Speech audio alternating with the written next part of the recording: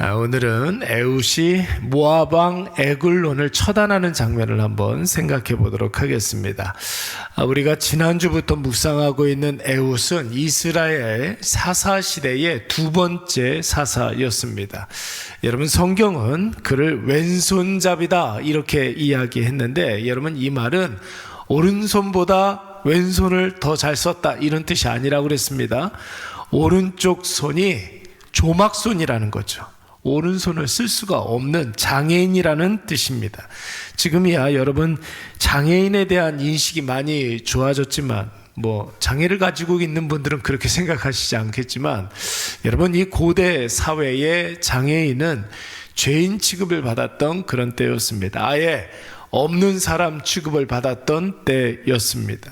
그런 측면에서 에훗이 오늘 이스라엘의 구원의 방법과 도구로 쓰임받았다라는 것은 오늘 우리에게 시사하는 바가 굉장히 큽니다.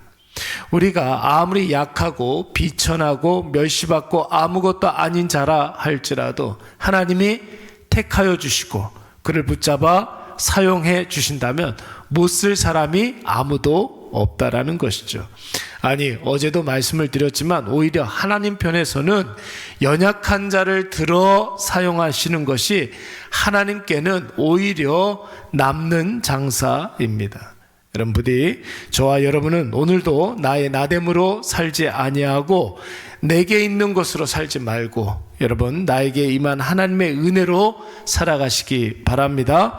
여러분, 믿음으로 살면 은혜가 보인다고 그랬습니다. 은혜가 보이면 내 모든 삶에 소망이 넘친다고 그랬고, 여러분, 소망이 있고 기대할 것이 있는 인생, 행복한 인생 아닙니까? 여러분, 기쁨과 감사가 넘치는 그런 인생 아니겠습니까? 그래서 믿음으로 살아 은혜를 체험하고 은혜를 확인함으로 내 삶에 임해 있는 하나님의 일하심을 소망 삼는 저와 여러분이 되시기를 간절히 축원합니다. 자, 그렇다면 하나님께서 에훗을 어떻게 사용하시는가 우리 한번 살펴봐야 합니다. 당시에 이스라엘을 압제하던 이방 민족은 모압이었습니다. 모압 왕, 그때 당시에 에글론이 당시에 모압의 우방국가라고 할 수 있는 암몬과 아말렉을 이렇게 연합하여서 이스라엘을 침공하였는데, 그 이후에 이스라엘은 모압 왕 에글론의 손아귀에서 압제당하고 또 엄청난 환난을 당해야만 했습니다. 그러나 여러분, 이 모든 일들의 원인이 무엇이었습니까? 이유 없는 고난이 아니었습니다. 이스라엘 백성들이 하나님을 망각하고 이방 우상에 빠져 있었기 때문에, 여러분, 그 죄에 대한 징계로 하나님께서 모압을 회초리 삼아 이스라엘 백성들을 때리기, 징계하시기 시작했던 것이죠. 그래서 악을 저지른 이스라엘 백성들에게 더 큰 악랄하고 더 악랄한 그런 자들을 통해서 하나님께서 그들에게 징계하시고 이스라엘 백성들에게 하나님을 생각나게 하신 것입니다. 하나님을 망각한 이스라엘 민족에게 하나님께서는 억지로 하나님을 생각나게 한 것입니다. 여러분, 이스라엘 백성들이 다행스럽게도 하나님을 기억해내고 전능하신 하나님 앞에 자신들의 죄를 고하고 회개하였을 때 하나님께서 드디어 하나님이 사용하시던 회초리를 꺾으시기로 작정하셨습니다. 그래서 왼손잡이 사사 에훗을 사용하여 주신 것인데, 여러분, 그 과정은 이렇습니다. 이스라엘이 모압의 속국이었기 때문에, 그동안 여러분 모압의 식민지였기 때문에 의무적으로 곡물, 그러니까 이스라엘의 특산물, 이런 것들을 모압 왕 에글론이 요구했던 그런 진귀한 물건들을 바쳐야만 했는데, 여러분, 오늘 그 곡물을 에훗이 들고 갔던 것입니다. 여러분, 에훗이 이스라엘의 대표여서 그런 것이 아니에요. 에훗이 정상인이 아니었기 때문에, 에훗이 장애가 있는 인물이었기 때문에 모압 사람들이 그를 시킨 거예요. 방심했던 것이죠. 이렇게 장애인이 곡물을 가지고 온다면 이 사람이 뭘 할 수 있겠습니까? 여러분, 아무런 위험한 그런 어떤 일들이 없었기 때문에, 이 에훗을 미천한 자였기 때문에 없는 사람 취급을 했기 때문에 이 에웃더러 곡물을 가지고 오라고 했던 것입니다. 그래서 다른 사람들은 다 검문 검색을 해도 에웃은 장애인이었기 때문에, 없는 사람이기 때문에 에웃만큼은 수색하지를 않았던 것이죠. 더욱이 곡물 전당식을 다 마치고 난 다음에 곡물을 전달한 사신단을 다 돌려보내고 에웃이 다시 에굴론에게 돌아왔으니, 여러분 그 어떤 누구도 오른손 조막손, 오른손 장애를 가지고 있었던 에웃을 의심할 필요가 없었던 것이죠. 심지어 에웃이 하나님의 신탁을 에굴론에게 전달하기 위하게 다시 돌아왔다 이렇게 이야기하니까, 여러분 에굴론이 얼씨구나 하면서 주변을 다 물리고 다 가라고.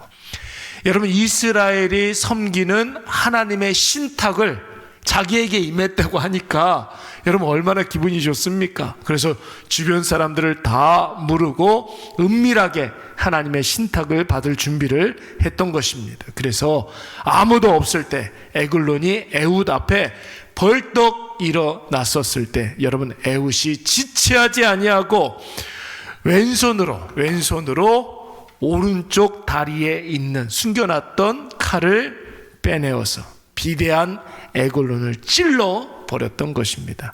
여러분 이때의 상황을 성경이 얼마나 리얼하게 밝히고 있는지, 여러분 22절 말씀을 보시면은 에웃이 에글론을 칼로 힘차게 찔렀는데 얼마나 그 힘이 강력했던지, 여러분 오른손을 못 쓰니까 왼손이 얼마나 강력하겠습니까? 그런 거 있거든요. 그렇잖아요.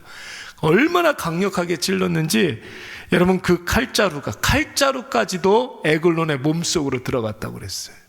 심지어 칼끝이 등 뒤로 나왔는데 에글론이 비대한 사람이었기 때문에 그 몸에 있는 모든 지방 덩어리들이 칼에 엉겨서 그 칼을 다시 빼내지 못했다라는 것입니다. 죄송하게도 아침부터 너무 잔혹한 이야기를 해서 죄송합니다. 그런데 성경에 나와 있는 이야기니까. 여러분 하나님이 이 본문을 통해서 우리에게 하고자 하시는 말씀이 무엇입니까? 내가 나를 생각할 때는 여러분 단점이라고 생각하는 것들 있잖아요. 그렇잖아요, 여러분. 우리 자신이 나를 생각할 때 단점이라고 생각하는 것. 야, 나는 정말 이런 건 정말 구제불능이다 하는 그런 부분들이 있지 않습니까? 누구나 다 있어요. 근데 그 단점이 오히려 하나님의 큰 사역에 쓰임받는 최적의 조건이 될 수가 있다라는 것이죠. 여러분 컴플렉스가 없는 사람이 누가 있겠습니까? 어떤 이는 외모가, 가난이, 학력이, 장애가, 성격과 성향이, 과거의 죄가, 혹은 누군가에게 입은 깊은 상처가 자기 인생의 걸림돌이 된다고 생각을 합니다. 다 컴플렉스가 있어요. 그런데 여러분 우리가 생각하는 그 단점은 나의 욕심으로 나를 바라보기 때문에 그 단점이죠. 그거 컴플렉스이지. 여러분 그런 경우 있어요. 나는 이런 단점이 있고, 나는 이런 컴플렉스가 있고, 나는 이런 트라우마가 있어, 뭐 이렇게 이야기하면 제3자는 야 그게 무슨 단점이야 이렇게 이야기하는 경우가 종종 있지 않습니까?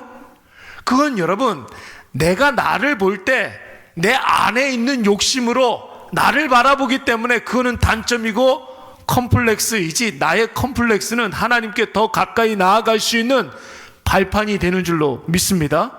그것 때문에 하나님께 더 간절히 부르짖을 수가 있는 것이죠. 그 컴플렉스 때문에 우리는 하나님께 더 많은 기대를 할 수가 있는 거예요. 나는 기대할 것이 없지만 이런 나도 사용해 주시는 누구를 기대합니까? 하나님을 기대하는 거예요. 그러니까 여러분 오늘 우리가 어깨 쫙 펴고 살아갈 수가 있는 거예요. 단점 투성이에요. 예. 그런데 지금도 여러분 오늘도 힘차게 하나님 앞에 살아갈 수가 있는 것 아니겠습니까? 그래서 여러분 사도 바울은 고린도후서 12장 9절 말씀에 뭐라고 그랬습니까? 나의 약점이 곧 강함이다. 그렇게 이야기하고 있어요. 하나님께서 사도 바울에게 뭐라고 이야기하냐면 너의 그 약점이라고 생각하는 그것 때문에 내가 너를 통해서 강력하게 역사할 수 있는 거야. 이렇게 이야기를 한 거예요. 그러니까 사도 바울이 깨달은 거죠. 나의 약함에서부터 하나님의 능력이 시작되는구나. 이렇게 고백할 수가 있었던 겁니다. 그리고 어저께도 우리가 살펴봤지만 고린도전서 1장 말씀에 뭐라고 그랬습니까? 하나님 강한 사람을 사용하시지 않는다고 그랬어요. 하나님 조금 있다고 생각하는 사람 사용하시지 않는다고 그랬어요. 조금 더 연약한 사람, 조금 더 없는 사람, 조금 더 비천한 사람, 사람들한테 멸시받는 사람, 이런 사람들을 사용해야 여러분 하나님 남는 장사 한다고 그러지 않았습니까? 그렇잖아요, 여러분. 그래야 하나님이 빛을 보는 거예요. 그런 사람들 써야 하나님이 하셨습니다.